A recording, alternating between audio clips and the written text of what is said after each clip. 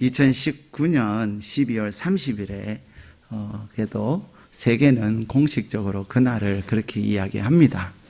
중국은 이날을 부인하지만 그래도 세계는 2019년 12월 30일 중국 우한이라는 지방에서 코로나19가 시작되었다. 이렇게 얘기합니다.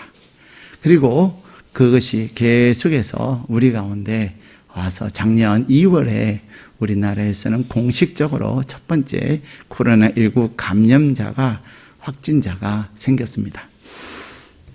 그리고 1년 한 3개월이 지나는 동안에 우리 사회에는 많은 변화가 있었습니다.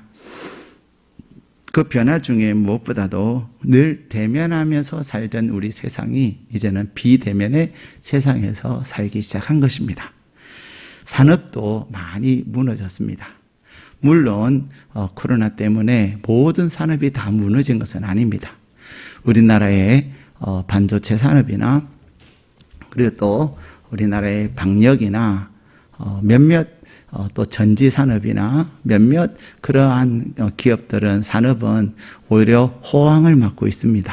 그러나 사회의 전반적인 산업의 분위기는 굉장히 이렇게 파괴되어지고 무너졌습니다. 특별히 공항이나 항공산업이나 스포츠 산업이나 또 자영업이나 이런 산업들은 거의 붕괴 수준으로 이렇게 위기에 처해 있습니다.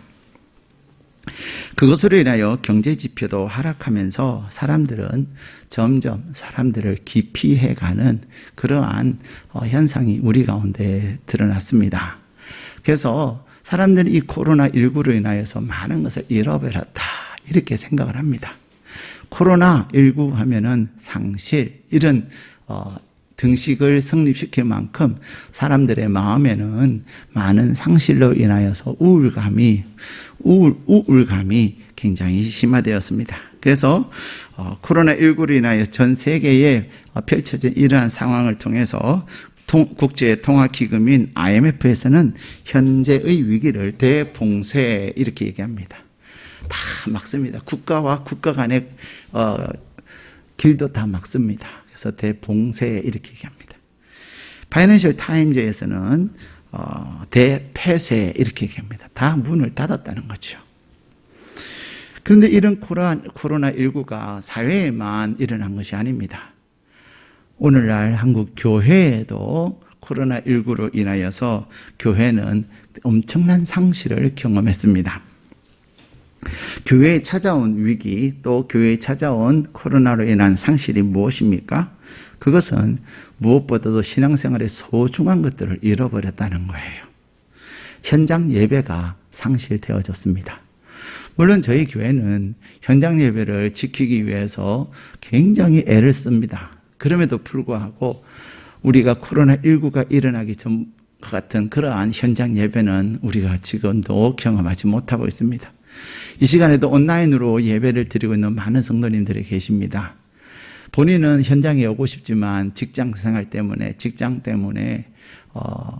현장에 오지 못하는 그런 안타까운 마음으로 예배를 드리는 분들도 많이 있습니다. 뿐만 아니라 전도가 되지 않습니다. 전도를 하지 않습니다.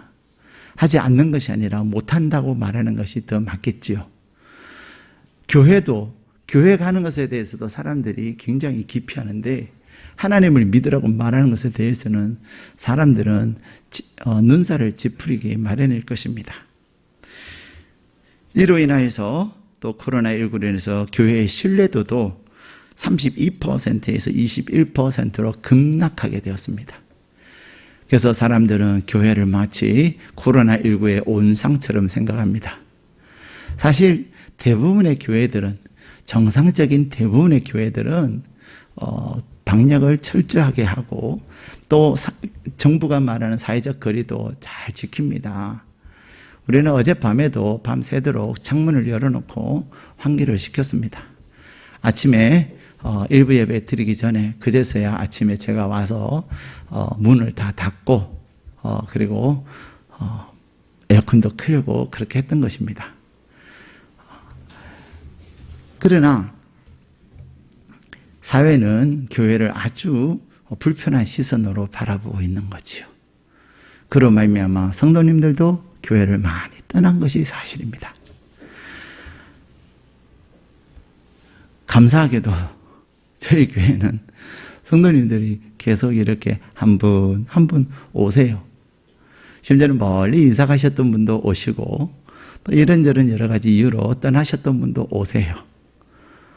2021년을 맞아서 변화 중에 하나예요. 정말로 감사한 일이죠. 2부에도 이만큼 오시지만 1부 예배가 굉장히 많이 오세요.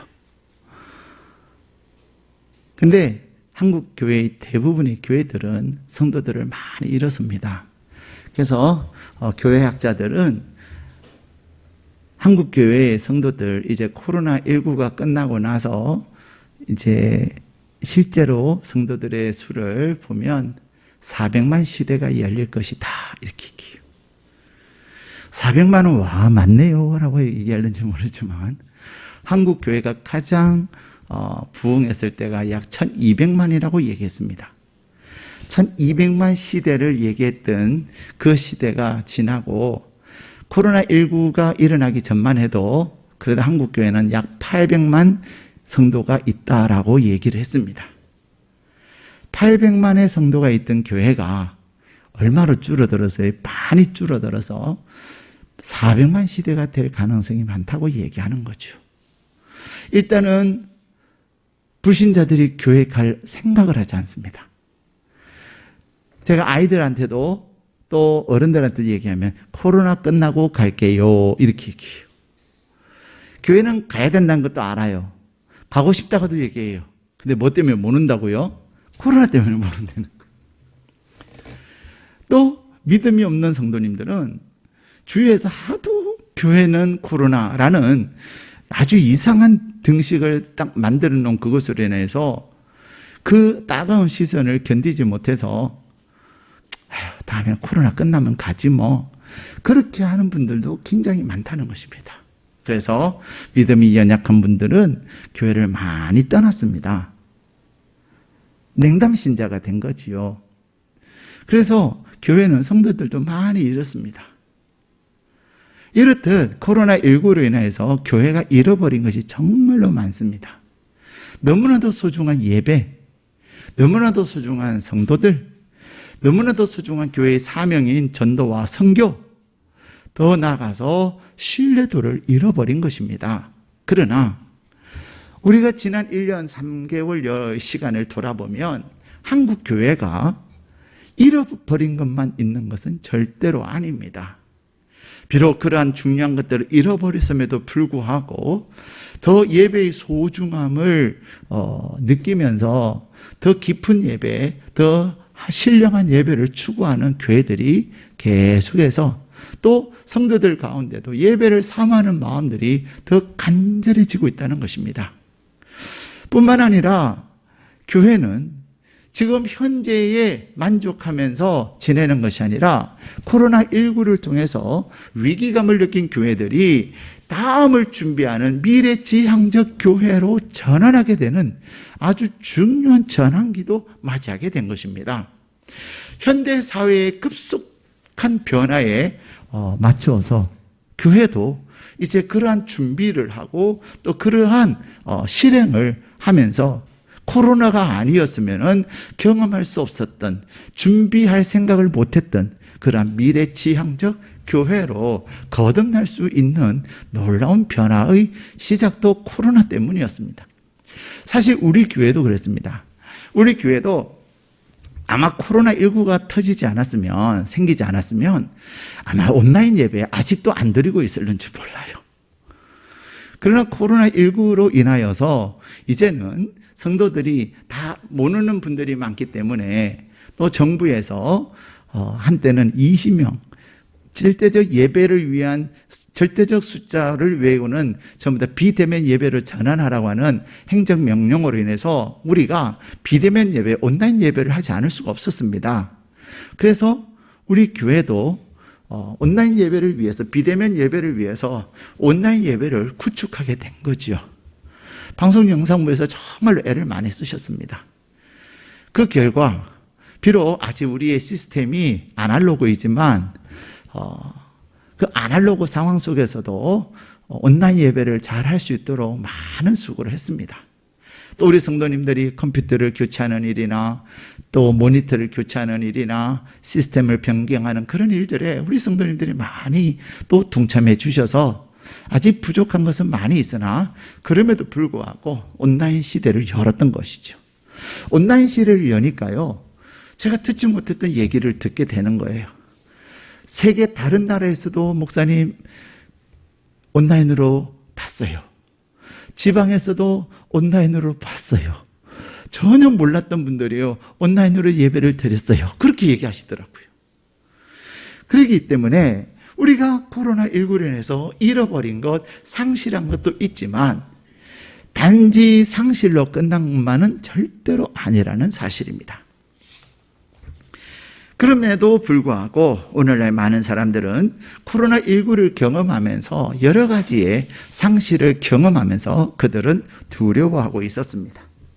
코로나19를 경험하면서 경제적 어려움으로 인하여서 직장을 그만두는 그런 상실을 경험하게 됩니다. 직장을 통해서 공급받아왔던 경제적 안정이나 사회적 위치를 한꺼번에 잃어버림으로 말미암아 두려움과 염려와 근심을 하게 되는 것이죠. 뿐만 아니라 코로나19로 인하여서 그동안 자주 만났고 사귀었던 사람들과 헤어지는 그러한 일들을 경험하면서 이제는 사람과의 단절에 대한 두려움도 사람들이 겪게 되었습니다. 그러나 그럼에도 불구하고 우리는 코로나19로 사회적으로 또 교회적으로 잃어버린 것이 있지만 모든 것을 잃어버린 것이 아니라 오히려 그 잃어버림을 통하여서 더 놀라운 반전, 오히려 잃어버림이 우리에게 유익이 되어서 더 나은 삶을 향하여 나아갈 수 있는 위대한 계기가 되었다는 사실도 우리는 부인할 수가 없습니다. 그러므로 오늘 말씀의 제목처럼 상실은 있을는지 모르지만은 그 상실이 우리에게 절대적 손해, 그 상실로 인하여서 우리의 삶이 절대적으로 붕괴되는 것이 아니라 상실이 오히려 유익이 될 수 있다는 사실을 하나님은 코로나19를 통해서 우리에게 말씀하고 계세요. 근데 오늘 우리에게 주신 본문의 말씀에 보면은 제자들 또한 예수님을 잃어버림에 대한 두려움으로 그들이 마음에 근심이 가득했습니다. 오늘 본문의 말씀에 보면은 1절은 그렇게 말씀하십니다. 내가 이것을 너희에게 이름은 너희로 실족하지 않게 하려 함이니. 요한복음 14장 1절에는 너희는 마음에 근심하지 말아라. 하나님을 믿으니 또 나를 믿어라 말씀하셨습니다. 우리 주님은 지금 제자들에게 이제 내가 너희들과 헤어져야 되겠다. 나는 너희를 떠나야 되는 것을 말씀하세요. 제자들에게 있어서 예수님은 어떤 존재입니까? 제자들에게 있어서 예수님은 그들의 꿈 그 자체였습니다. 제자들에게 있어서 예수님은 그들의 삶의 중심이었습니다. 제자들에게 예수님은 그들의 삶의 모든 것이었습니다. 그래서 제자들은 예수님을 만났을 때 저분은 메시아야 라는 것을 알고서는 그들은 그들의 생활의 모든 것을 던져두고 예수님을 따랐습니다. 어떤 제자는 먼저 그의 친구가 예수님을 먼저 만나고 내가 예수님을 만났어. 메시아를 만났어. 우리의 선지자들이 과거에 얘기했던 그 메시아를 만났다니까. 한번 가서 보자. 그래서 친구 따라서 메시아라고 하시는 예수님을 만났는데 정말로 그분이 메시아인 거예요. 그래서 그 친구도 이제 자신의 모든 생업을 던져두고 가정을 버려두고 예수님을 따르기 시작했던 것입니다. 그들의 마음에는 다 나름대로의 꿈이 있었습니다. 그들에게는 메시아인 예수님을 통해서 그들이 얻게 될 사회적 어떤 명예와 그들이 얻게 될 성취하게 될 그들의 꿈을 생각하면서 그들은 예수님을 따랐던 것입니다.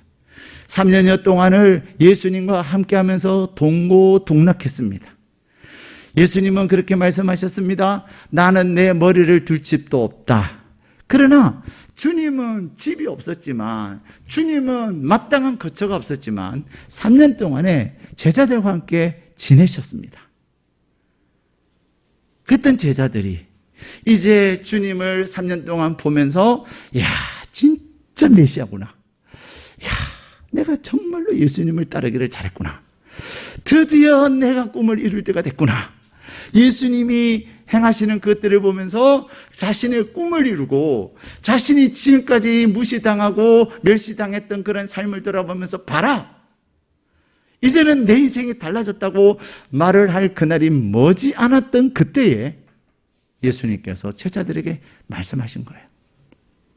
내가 너희들을 떠나야만 한다. 단순히 떠나는 것이 아니라 예수님께서는 내가 고난을 당하고 죽게 될 것임을 말씀하신 거예요. 예수님은 죽게 됐지만 다시 살아날 것을 말씀하셨음에도 불구하고 제자들은 사람이 죽으면 다시 살아난다는 것을, 부활한다는 것을 믿지 않았기 때문에 예수님이 죽는다는 그 말씀만 듣고 그들의 마음에는 절망과 갈등이 생기기 시작한 겁니다. 가장 발 빨랐던 사람이 누구입니까? 가룟 유다였습니다. 에이 하면서 내가 예수님 너무 괘씸해서 팔아 넘겨야 되겠다.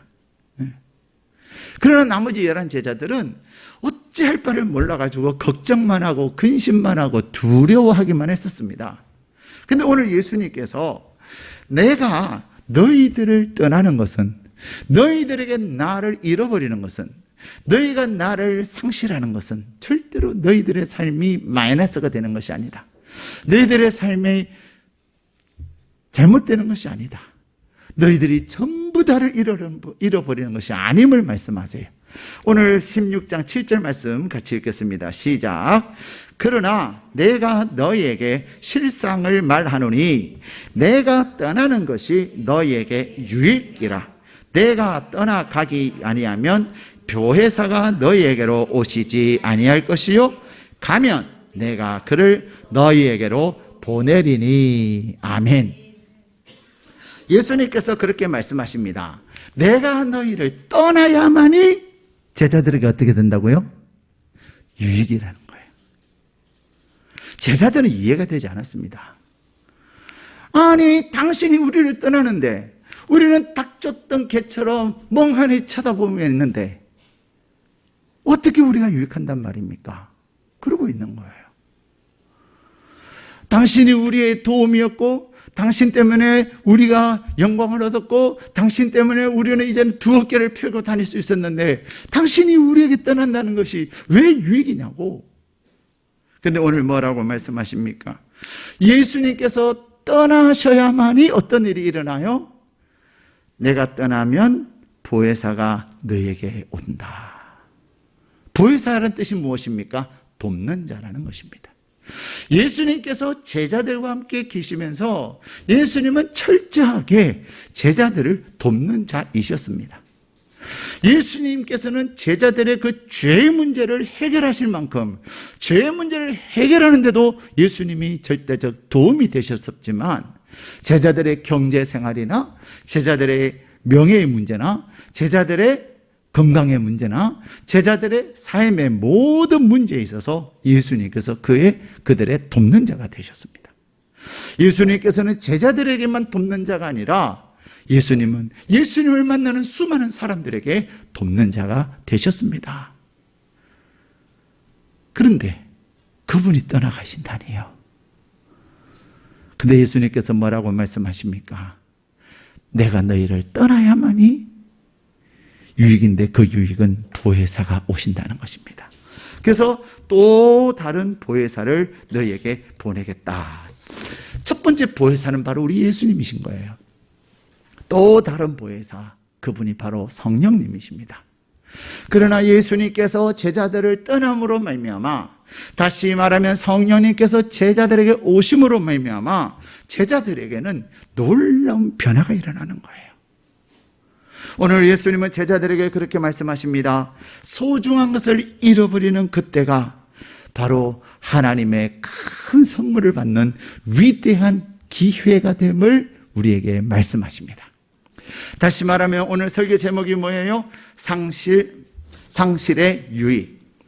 상실은 우리의 생각에는, 우리의 개념에는 절대로 유익한 것이 아니고 손해보는 것이고 우리의 기반이 흔들리는 것이고 더 나아가서 우리가 망할 수 있는 것인데, 하나님은 하나님의 사람에게 있어서의 상실은 손해가 아니고 잘못되는 것도 아니고 망하는 것도 아니라 더 큰 유익의 일이 있을 것임을 말씀하고 계십니다.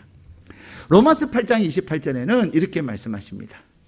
우리가 알거니와 하나님을 사랑하는 자 곧 그의 부르심을 받은 사람들에게는 모든 것이 합력하여 선을 이루느니라 말씀하고 계세요. 모든 것이 합력하여 선을 이룬다는 말, 여러분들은 만사형통이라는 말을 들어보셨나요? 우리는 하나님을 떠나서는 절대로 만사형통이 없습니다. 우리는 봄이 되면은 대문 앞에다가 입춘대길이라는 그런 글자들이 써여진 것들을 봅니다. 아직도. 아직도. 과거에는 입춘이 되면은 막 동네를 이렇게 풍악대가 다니면서 막 이렇게 농악을 하면서 집집마다 입춘대길이라는 글자를 써붙여주고 돈도 받아갔습니다. 그런데 봄이 되면 큰 좋은 일이 일어날 거라는 거죠. 근데 만사형통이란 모든 일이 잘 된다는 것을 하나님을 떠나서는 생각할 수 없어요. 불가능한 일이에요. 그런데 하나님은 우리에게 모든 것이 합력하여 선을 이룬다라고 말씀하세요. 다시 말하면 모든 일이 비록 상실하는 일이라고 할지라도 하나님은 상실을 통하여서 더 놀라운 일을 행하고 계신다는 것입니다. 잃어버린 것 같으나 그 잃어버린 그것을 통해서 하나님은 더 크고 더 놀라운 더 유익한 일을 저와 여러분을 위해서 예비하시고 일하신다는 사실입니다. 오늘 하나님 앞에 예배를 드리는 저와 여러분의 삶 속에는 모든 사람들에게는 각각 다른 종류의 상실이라는 것이 있을 것입니다. 특히 내가 소중히 여기고 내가 절대적으로 여겼던 그런 것들을 내가 잃어버릴 때가 있습니다. 우리는 그런 상실을 경험할 때, 심지어 직장을 잃어버리거나 또 건강을 잃어버리거나 물질을 잃어버리거나 또 자녀가 생각한 대로 되어지지 않는 그러한 자녀의 잃어버림이나 종류는 여러 가지 있는지 모르지만, 하나님은 하나님을 사랑하는 저와 여러분에게는 그 일을 통해서 더 놀라운 일을 하나님께서 행하시겠다고 약속하고 계시는 것입니다. 우리 교회 개척하고 나서 얼마 되지 않았던 일이에요. 한 성도님이 이렇게 이제 전도가 되어졌어요. 그래 얼마나 그 영혼이 귀하겠어요. 그래서 또 다른 분이 이 산에 계시는 분이 소개를 시켜주신 분인데 정말로 그분을 잘 섬겼어요. 그런데 정말로 열심히 섬기고 또 신앙생활을 잘 할 수 있도록 도와드리고 그랬는데 어느 날 싫어요 하면서 부담스러워요 하면서 그분이 사시는 아파트 바로 옆에 있는 동네 교회를 가겠다는 거예요. 그렇다고 그렇게 멀리 사시는 것도 아니었어요. 근데 우리는, 저와 제 아내는 너무 마음이 아팠어요. 그렇지만 어떡하겠어요? 가겠다는데 아무리 얘기를 해도 안 들으셨어요. 근데요, 그러면서 그분이 그런 얘기를 하시는 거예요. 내가 지금은 우리 아이가 아주 어려서 내가 운전도 할 줄 모르고 또 나에게는 차도 없어서 내가 그냥 집 가까운 데 갈 텐데 나중에 다시 오겠다고 그러시더라고요. 근데 진짜 한 2년 지나고 나서 그분이 다시 오셨어요. 그분이 다니셨던 교회에 문제가 생겼어요. 또 그러면서 이분은 이제 애들도 조금 잘하고 또 이분이 운전하시는 차도 생겼어요. 그래 오셨는데요, 정말로 놀라운 일이 있었어요. 그 당시만 해도 그분은 신앙으로 말하면은 너무나도 어린아이였어요. 또 굉장히 개성이 강하셨어요. 많은 것들이 부딪혔던 거죠. 근데 또 교회도 잘 몰랐어요. 근데 그분이 한 2년 동안 자기 집 앞에 있는 교회를 다니면서 야, 우리 일의 중심교회 너무나도 좋구나. 정말로 좋은 교회구나. 그걸 알았대요. 그러면서도 이제 어쨌든 다니다가 그 교회가 큰 문제가 생기면서 내가 다시금 일에 중심교회로 가야 되겠다 하고서는 돌아오셨다는 거예요. 근데 2년이 지나는 동안에 이분이 신앙적으로나 또 교회 생활함에 있어서 얼마나 성숙해가지고 돌아오셨는지 몰라요. 그래서 정말로 하나님은 놀라우시다. 우리가 저분을 훈련시키지 못하고 우리가 저분에게 그 상황에서는 2년 전의 상황에서는 저분에게 영향력을 끼치기가 정말로 쉽지 않았는데 저분이 저렇게 변화돼서 오다니 정말로 하나님은 멋있어. 하나님은 훌륭해. 그러면서 그분이요 몇 년 동안 우리에게서 얼마나 이제는 섬김을 받는 사람이 아니라 섬기는 사람, 봉사하는 사람으로 지내면서 남편의 직장 때문에 이제 구미로 내려가셨어요. 가시면서도 많이 아쉬워하셨어요. 그렇습니다. 저와 여러분은 우리가 인생을 살아가면서 잃어버림이 다 있습니다. 상실은 다 있습니다. 근데 그것이 소중하면 소중할수록 그것을 잃어버림에 대한 그것과 헤어짐에 대한 아픔과 마음의 절망은 더 큽니다. 근데 그것은 단순히 그것만으로 끝나지 않는다는 것이 문제예요. 특히 우리가 어린 시절에 겪었던 많은 아픔이나 힘듦은 성인이 되도록 그 아픔과 상처가 남아 있습니다. 그런 것들을 우리는 뭐라고 말합니까? 트라우마다. 심지어는 성인 나이로 우리가 어른이 돼서도 남아있는 경우들이 많아요. 트라우마라고 하는 것은 그때의 상황, 그때의 고통, 그것이 이제 비슷한 상황만 돼도 우리 안에 두려움과 염려와 근심이 되는 거예요. 그래서 옛말에 그런 말이 있지 않습니까? 자라보고 놀란 가슴, 못 보고도 놀란다고요? 소뚜껑 보고. 그냥 자라가 갑자기 모래 해변이나 그런 데 있다가 가만히 있는데 갑자기 움직이고 싹 들어갔던 것이 목에 쑥 나오면 얼마나 놀래요, 그죠? 그냥 조개 껍질인 줄 알고 키조개 껍질인 줄 알고 또 뭐 전복 껍질인 줄 알고 이렇게 만졌는데 갑자기 뭐가 쑥 나오는 거 생각해 보셨어요? 조금만 해도요 화들짝 놀래요. 와! 그 다음부터는 소뚜껑이 그리 비슷하게 생겨나니까 그냥 부뚜막에 들어갔는데 그 소뚜껑 보고 그러면 자라가 나온 줄 알고 거북이가 나온 줄 놀란다는 그 말이 자라보고 놀란 것은 소뚜껑 보고 놀란다는 말이 우리에게는 다 나름대로 트라우마들이 있습니다. 크고 작은 트라우마가 있습니다. 더 나아가서 우리에게는 상처들도 있습니다. 그 상처들이 오늘날 우리에게 정신적 고통을 주는 것을 사람들은 트라우마 이런 얘기를 합니다. 그런데 사랑하는 여러분, 그것 때문에 우리는 얼마나 두려워하고 있고 그것 때문에 우리는 앞으로 나가지 못하고 우리에게 주어진 기회를 내가 얻지 못하는 경우들이 얼마나 많은지 모릅니다. 그런데 하나님은 오늘 우리에게 그렇게 말씀하십니다. 예수님이 우리를 떠나감이 예수님을 우리가 잃어버리는 것 같지만 예수님을 잃어버리는 것이 예수님이 우리를 떠나는 것이 우리에게 무엇이라고요? 유익이다 말씀하고 계십니다. 상실하는 것 같지만 그 상실이 우리에게 유익을 갖다 준다는 것입니다. 우리가 예수님을 제자들이 잃어버렸지만 하나님은 하나님의 자녀들이 예수님을 잃어버림으로 고아와 같이 우리를 내버려 두시지는 절대로 않으십니다.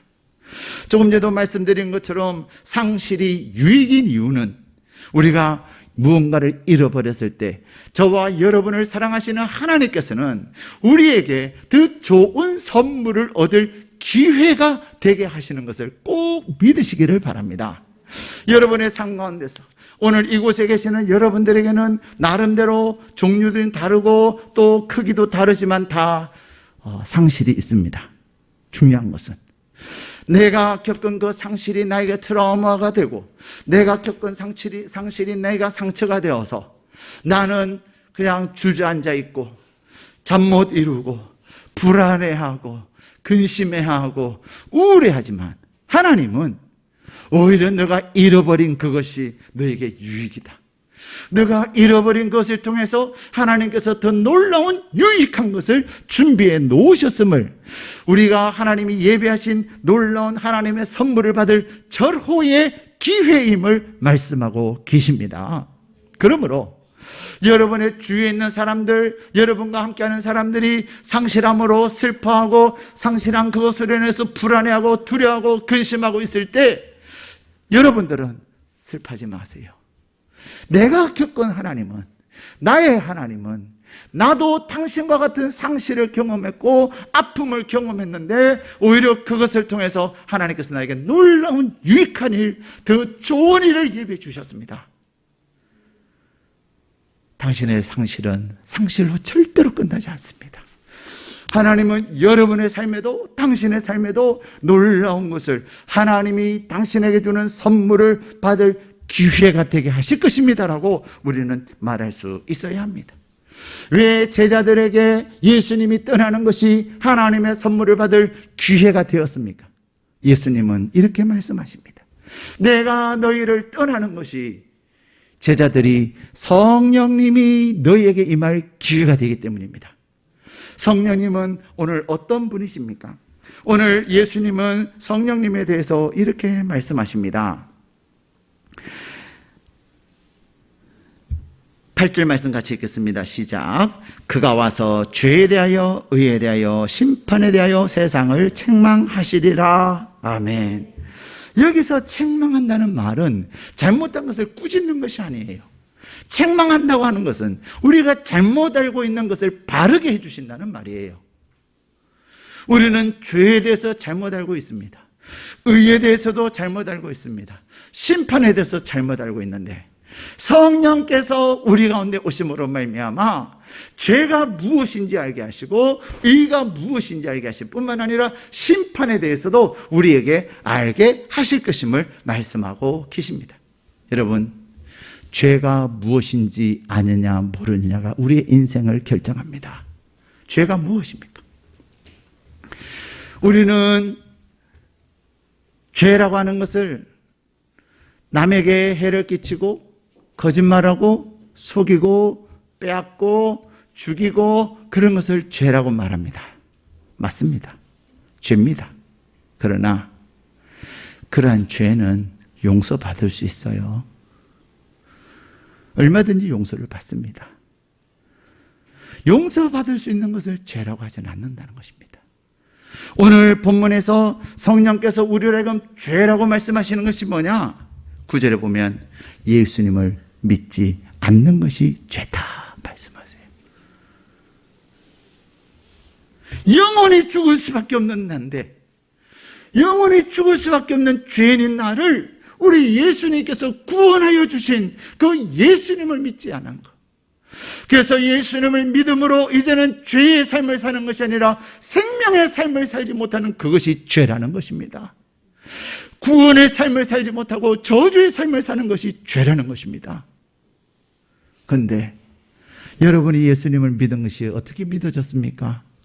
예수님은 그냥 맹정신으로 이성으로 믿어지는 분이 아니에요. 예수님은 오직 성령께서 나의 마음에 감동을 주실 때 나 같은 죄인 살리신 주의 은혜가 너무 놀랍습니다. 내가 죄인입니다. 나는 구제불능의 죄인입니다. 나는 날마다 나는 그렇게 하고 싶지 않지만 또 죄 가운데 있고 또 죄를 짓고 나는 내 안에는 죄의 DNA가 있는 구제불능입니다.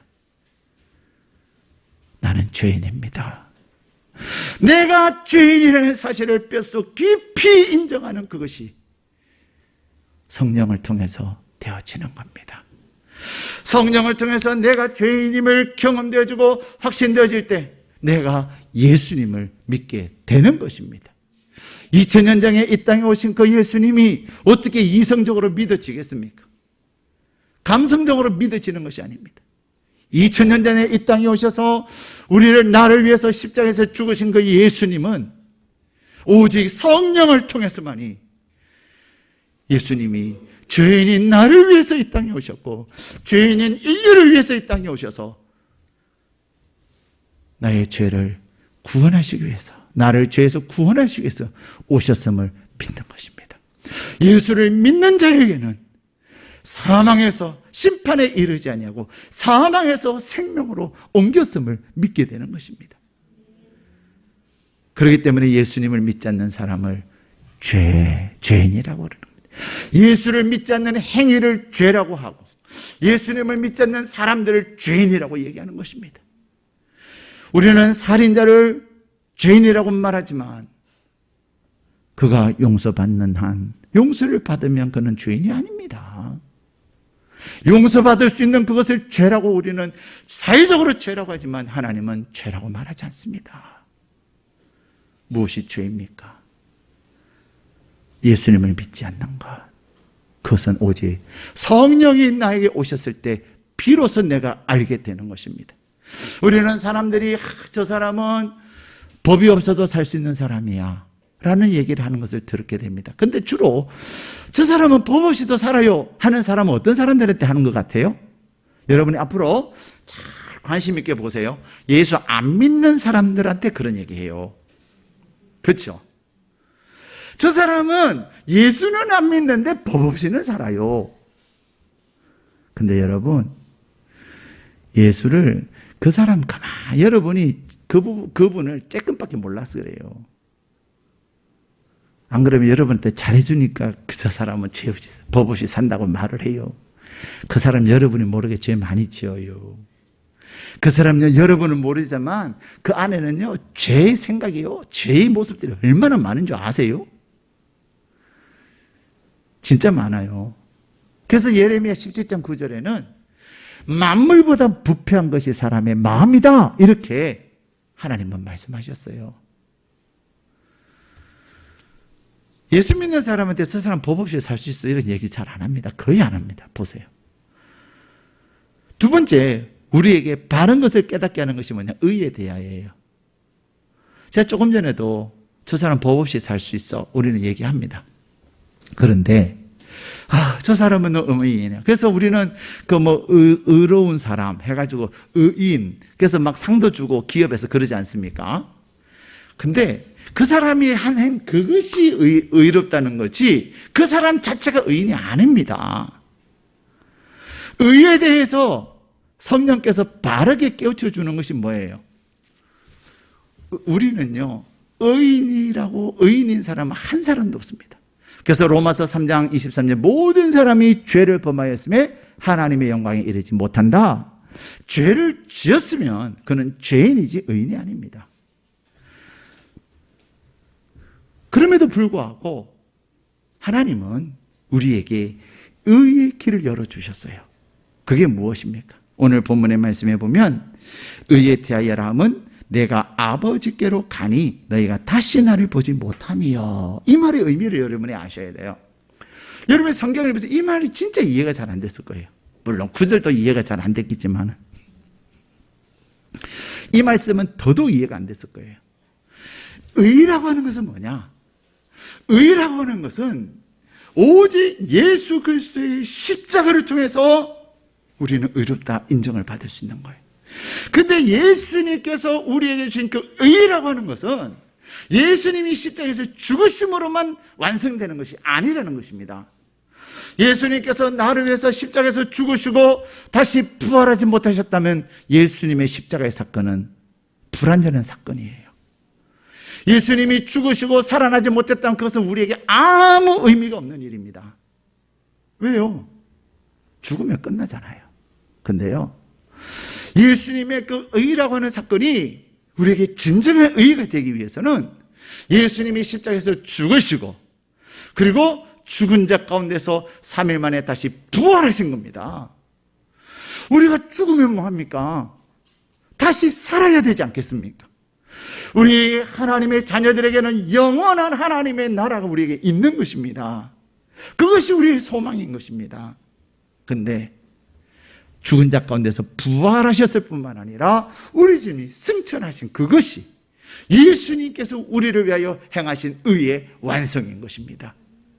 의는 뭐 잘해주는 것, 누구 도와주는 것, 심지어는 자기 목숨을 다른 사람을 위해서 내어주는 것, 그것도 정말로 의로운 일이긴 하지만요, 진정한 의는 아닙니다.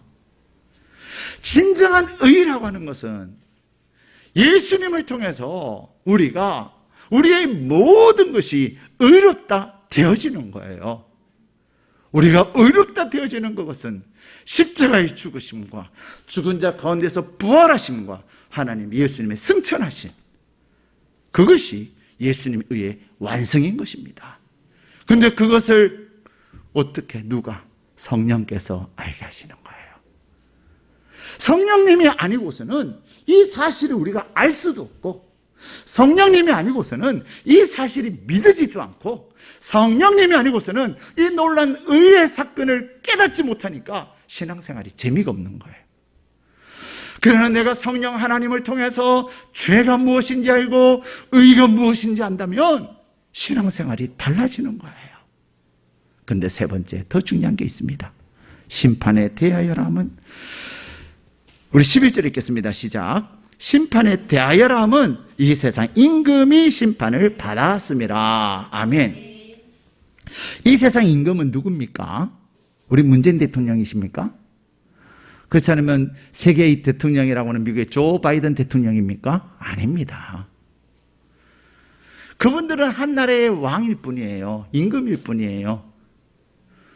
그럼 몇 년 지나면 또 그 직에서 내려오시는 분들이에요. 성경이 말하는 세상의 임금은 누구냐면 사단입니다. 마귀입니다. 우리는 끊임없이 고통당하고 끊임없이 어려운 가운데 가는데 그 이유가 뭔지 아십니까?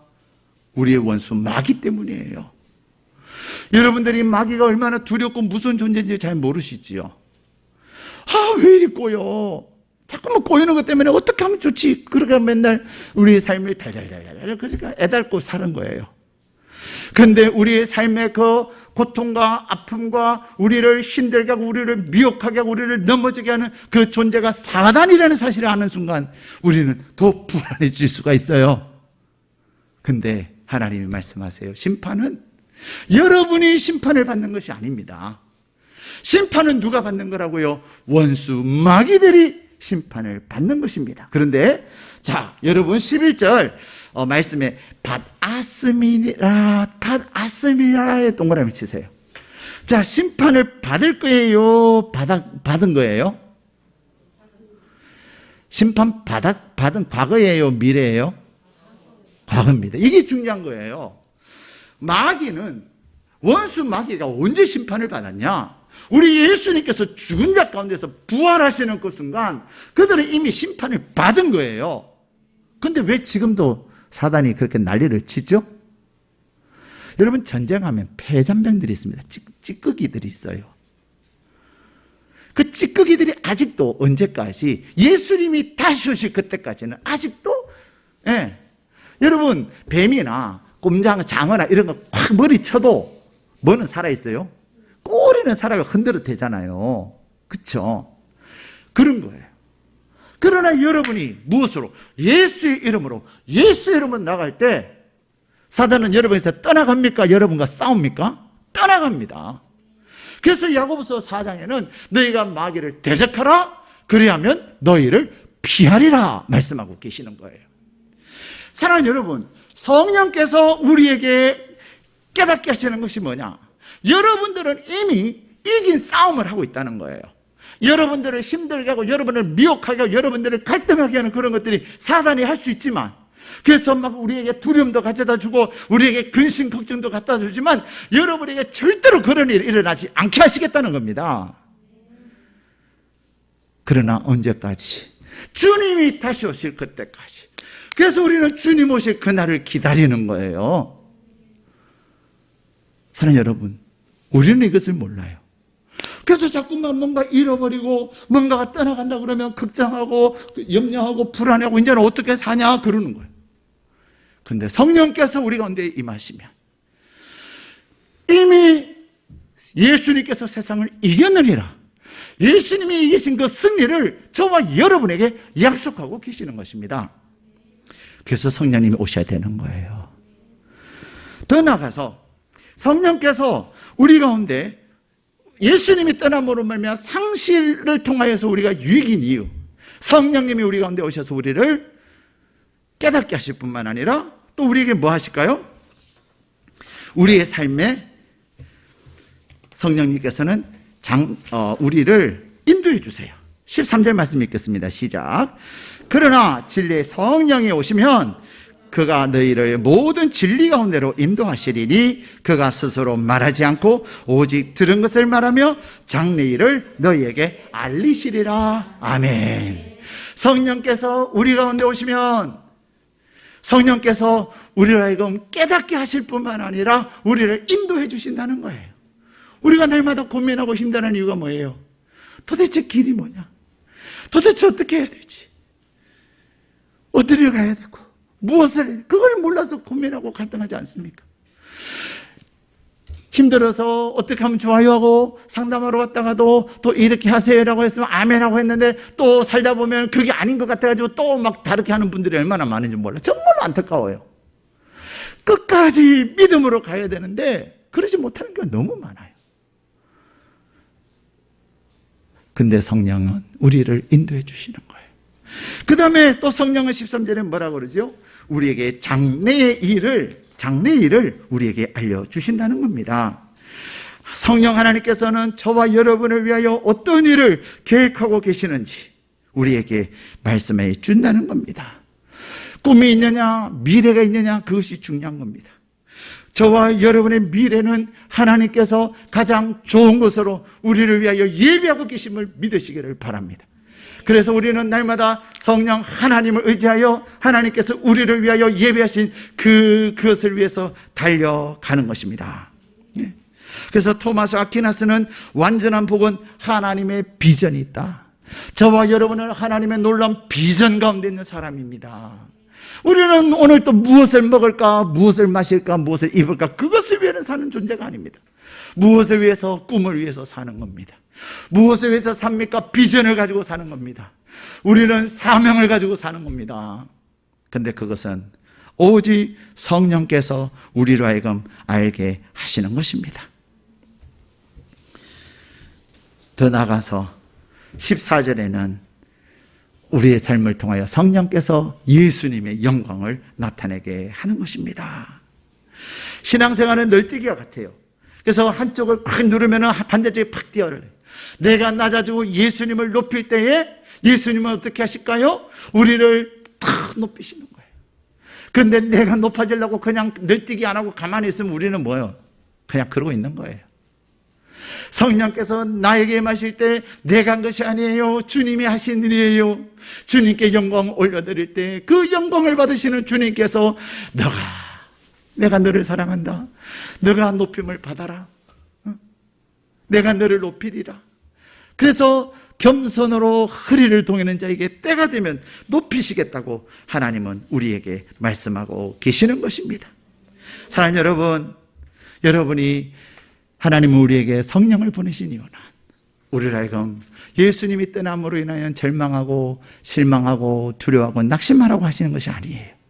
우리에게 성령을 보내시는 이유는 우리의 삶 속에서 바른 것을 깨닫게 하셔서 우리가 깨달은 진리의 말씀을 통해서 우리를 인도하시고 우리를 보호하시고 우리를 더 높이시기 위해서 성령 하나님을 보내시는 것입니다.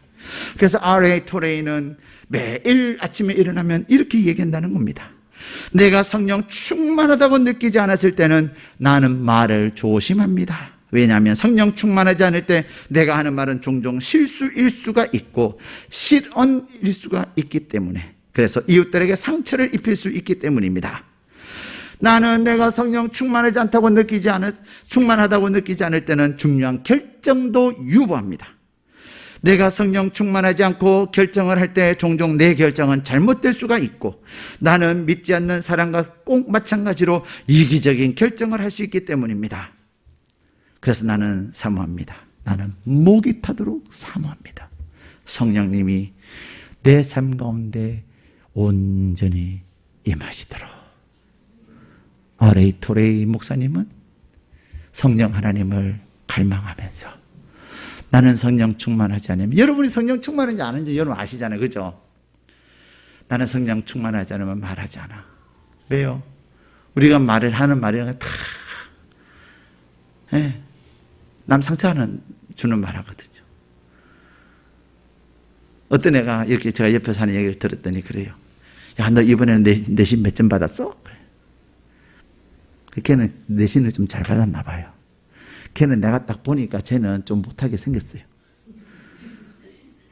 그래서 제가 걔한테 그래서, 야, 너 어떻게 그렇게 성경 얘기를 하냐? 야, 못한 애 기분 나쁘잖아. 그때. 아니, 우리는 애들 만나면 다 성경 얘기해요. 그래. 야, 입장을 바꿔 생각해봐라. 너 그러면 성경 안 좋으면은, 기분 나쁘지 않냐? 근데 우리는 그렇게 살아요. 네? 자랑하면서 살고요. 남이 길을 죽는지, 남이 자존심 상하는지 모르고 산다니까요.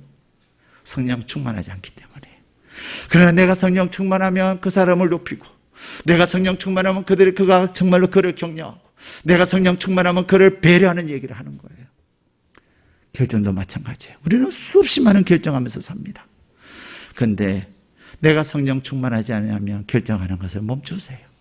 내가 결정하는 것이 급한 것이 아니라 내가 기도하여 성령 충만한 것이 더 급합니다. 내가 결정을 빨리 한다고 그 결정이 잘 되는 거 아니에요. 성령 충만하지 아니하고 이기적인 마음을 가지고 결정하면 백전백패하는 것입니다. 그러나 조금만 기다리십시오. 조금만 계세요. 그리고 내가 하나님 앞에 힘써 기도하며 내가 성령 충만하도록 기다리면서 성령 충만한 가운데 하나님이 기뻐하시는 그것이 무엇인가를 분별하여 결정하게 되면 후회하지 않는 결정, 시간이 지나면 지날수록 그 결정을 통해 많은 열매를 맺는 결정, 시간이 지나면 지날수록 다른 사람들도 기뻐하고, 야, 어떻게 그렇게 신의 한 수를 했냐고. 신의 한 수일 수밖에 없지요. 성령님은 신이시니까. 나는 부족하나 신이신 성령님께서 주시는 지혜를 가지고 내리는 그 결정을 통하여서 우리는 하나님을 영화롭게 하는 삶을 살게 되는 줄로 믿습니다. 사랑하는 여러분, 오늘은 성령께서 우리 가운데 오셨음에 기념하고 감사하는 주일이에요. 단순히 기억하는 것으로 끝나지 마시기를 원합니다. 내가 성령 충만한지 나를 다시 돌아보면서 성령님께서 나로 하여금 날마다 깨닫게 하시고 성령님이 나의 삶을 인도하시고 내 삶을 통하여 주님을 높여드리는 그런 삶으로 말미암아 하나님이 높이시는 영광의 삶을 사는 저와 여러분이 되시기를 주님의 이름으로 축복합니다.